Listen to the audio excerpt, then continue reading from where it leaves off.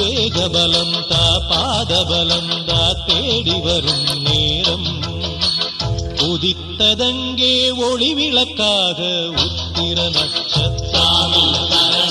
எரித்த ஒளியில் திருவிளக்காக தெய்வம் உன்னம் செய்யும்.